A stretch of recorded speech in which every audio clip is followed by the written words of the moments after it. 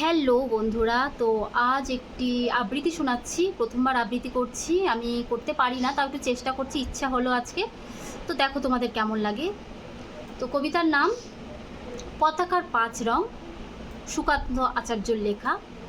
তো আমি শুরু করছি। পতাকার পাঁচ রং। বলো তো দেখি, পতাকায় মোদের কয়টি রং আছে?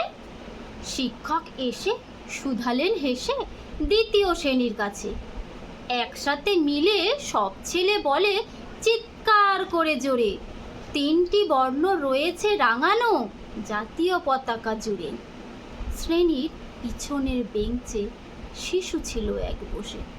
পতাকার মাঝে পাঁচ রং আছে, বলল সে মৃদু ভাষে। কথা তার শুনে বাকি শিশুগণে হেসে খায় লুটোপুটি। শিক্ষক রেগে বলেন হেঁকে, বোঝাও কি করে পাঁচটি? মাথা নিচু করে ভয়ার্ত স্বরে সরল শিশুটি বলে, উপরে গেরুয়া, মাঝখানে সাদা, সবুজ আছে তার তলে, আর আছে আঁকা গোলাকার চাকা, নীল রং আছে এতে। শিক্ষক বলেন, এটিকে ধরলে তবুও হচ্ছে চারটে। সরল শিশুটি বলল তখন, রং আছে আর এক। লাল লাল চোখ দাগ দেখা যায় ওই পতাকার মাঝে।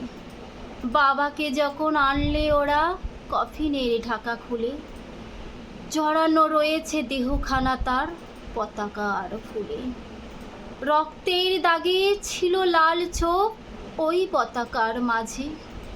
এই নিয়ে মোট হলো পাঁচটি, এবার তো ঠিক আছে। সরল শিশুটির জবাবখানি কাঁপিয়ে দিল বুক, অশ্রু এলো নয়ন ভরে, শুকনো হলো মুখ। আজও যারা